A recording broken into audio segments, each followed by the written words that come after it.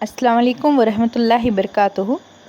प्यारे बच्चों, कल हमने अपने निसाब से 5वें सबक पर यानी तालीमी पेशरफ्त पर गुफ्तगू की थी, बात की थी।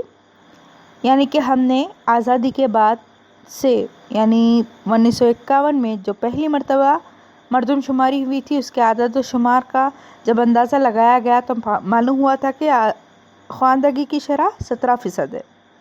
इसके बाद हमने मुख्तलिफ़ सालों में यानी कि हर 10 साल के एतबार से हमने देखा और ख़वानदगी की शरह पर भी गौर किया कि किस तरह से ख़वानदगी की शरह बढ़ तो रही थी, लेकिन जिस रफ्तार से या जिस मुनासिबत से ख़वानदगी में इजाफ़ा होना चाहिए था उस हिसाब से नहीं हुआ।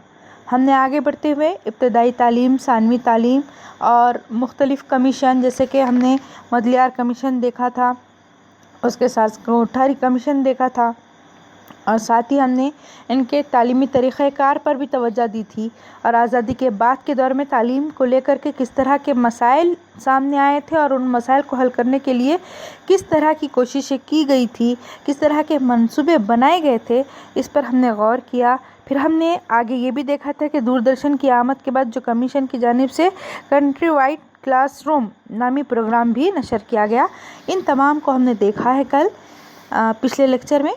तो आइए आज हम इंशाल्लाह national council of educational research and training, national council of educational research and training, इस उन्वान के तहत आज हम इंशाल्लाह देखने वाले हैं।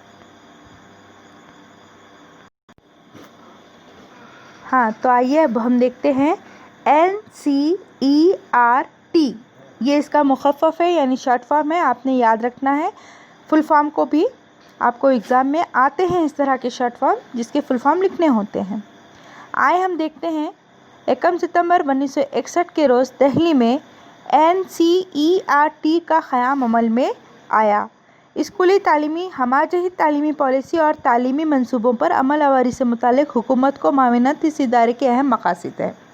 देखिए यहाँ पर आपको डेट याद रखनी है, 1 सितंबर 1961। इस तारीख़ को दिल्ली में NCERT का क़याम अमल में आया था और इसका जो मकसद था या इसका जो मंसूबा था वो दरअसल क्या था, स्कूली तालीमी और हमाजही तालीमी पॉलिसी, तालीमी मंसूबा बंदी, इन पर हुकूमत की मदद करना। माविनत से मुराद मदद करना है, इसके ये अहम मकासद थे। इसके साथ साथ हम आगे बढ़ेंगे, देखते हैं हम तालीमी तहक़ीक़, तरक्की, तरबियत, तौसी तालीमी प्रोग्राम वग़ैरह, इन पर भी हमें गौर करना है क्योंकि ये इस प्रोग्राम का मकसद रहा है। इसके साथ स्कूली निसाब और दरसी किताबों की तैयारी की ज़िम्मेदारी इस काउंसिल को सौंपी गई थी। काउंसिल है NCERT, इस काउंसिल को ये तमाम ज़िम्मेदारियाँ सौंपी गई थी, यानी स्कूली निसाब किस तरह से मुनक़्क़िद करना है, दरसी किताबें बनाना है, तैयार करना है, इन तमाम में अहम किरदार था। NCERT ने इब्तदाई और सानवी तालीम के हवाले से रियासतों को रहनुमाई फ़राहम की है। मतलब स्टेट लेवल पर इस काउंसिल ने बेहतर से बेहतरीन काम करने की कोशिश की है। इसी के साथ असातिज़ा के लिए रहनुमाए मौलिम, अमली बयास, मतलब इस तरह के जो तालीमी वसाइल है, तालीमी वसाइल समझ जाइएगा आप इसको।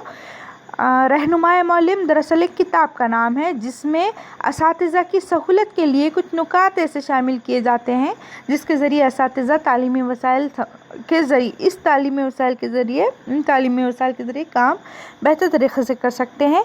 और अमली बयास, तदरीसी तरबियत जिसे आप आमतौर पर ट्रेनिंग के नाम से सुनते हो, उसी के साथ दर्स व तदरीस के वसाइल का फ़रोग़, कौमी सतह पर टैलेंट सर्च इम्तिहानात जैसे प्रोग्राम मुनक़्क़िद किए जाते हैं और ये तमाम की ज़िम्मेदारी NCERT को सौंपी गई है और तमाम रियासतों में SCERT क़ायम की गई है, SCERT।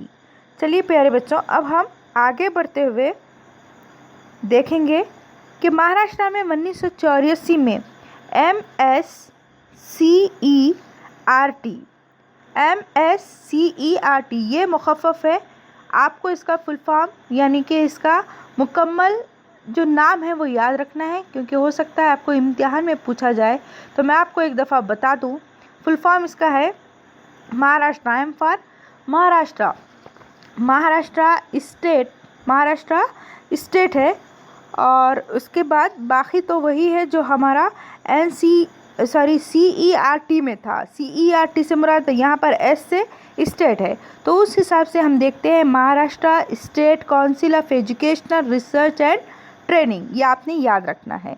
महाराष्ट्र में 1964 में MSCERT पूना में कायम की गई। ये इदारा इब्तदाई तालीम का मयार बढ़ाने, असातिज़ा के लिए दौरान मुलाजिमत, तरबियत, निसाब और कदर पैमाई से मुताल्लिक़ तरबियत, 10वीं और 12वीं के बाद पेशा वाराना कोर्स, जो हम ऐसे कोर्स जिसके ज़रिए आगे जा कर के कोई ओहदा हासिल किया जा सकता हो, या कोई ऐसे जो प्रोफेशनल जो होते हैं, ऐसे कोर्सेस रखे गए हैं। इस इदारे को विद्या प्राधिकरण भी कहा जाता है। ये याद रखना है आपको। हो सकता है कभी आपको नांदर स्कॉलर में पूछा जाए, या हो सकता है कहीं किसी मौके पर आपको इस तरह की बातें पूछी जाए। इस इदारे की जानिब से माहनामा जीवन शिक्षण शाये किया जाता है। ठीक है, तो हम आगे देखेंगे अब। हाँ, तो हम अब आगे देखने वाले हैं इंशाल्लाह कौमी तालीमी पॉलिसी, जो 1986 में बनाई गई थी। इस पॉलिसी के मुताबिक समाज की बदलती ज़रूरियात को मद्देनज़र रखते हुए इब्तदाई, सानवी और आला सानवी तालीम में बुनियादी नौइयत की तब्दीलियाँ की गई, क्योंकि ज़माने के एतबार से बहुत सारी चीज़ें बदल जाती है, माशरा बदल जाता है, ज़रूरतें बदल जाती है, समाज बदल जाता है। तरक्की की राह पर चलना है तो वक्त के साथ चलना होता है, और उस हिसाब से ज़रूरतों को पूरा करना ज़रूरी होता है। लिहाजा तालीम हर ज़माने में अपना मकाम ख़ुद बनाती रही है। तो उसी तरह से सानवी और आला सानवी तालीम में बुनियादी नौइयत की तब्दीलियों की गई थी। यहाँ इस पॉलिसी में तमाम रियासतों के लिए यकसा अक़ल तरीन कौमी निसाब तजवीज़ किया गया। यहाँ पर सब स्टेट लेवल पर अगर हम देखें तो सबका निसाब एक जैसा बनाया गया था, जिसके तहत मुल्क के तमाम तलबा को तालीम के यकसा मौक़े की फराहमी मुत्तख़िद थी, यानी कि मिलने की उम्मीद पूरी थी। इस कौमी निसाब में हर रियासत की सक़ाफ़ती, जोग्राफियाई, तारीख़ी ज़रूरियात के मुताबिक लचक की गुंजाइश भी रखी गई है। ये बहुत ज़्यादा ज़रूरी है, क्योंकि कौमी निसाब जो होता है तो हर रियासत का मामला कुछ अलग अलग होता है। कौमी निसाब बनाते वक्त या तैयार करते वक्त रियासतों को मद्देनज़र रखते हुए वहाँ के रहन सहन, वहाँ की सक़ाफ़त, जोग्राफियाई हालात, तारीख़ी ज़रूरियात, इन तमाम को मद्देनज़र रखते हुए निसाब तैयार किया जाता है। तो इस तरह से यहाँ पर इसमें लचक रखने से मुराद क्या होता है? लचक रखना यानी कि कोई ना कोई गुंजाइश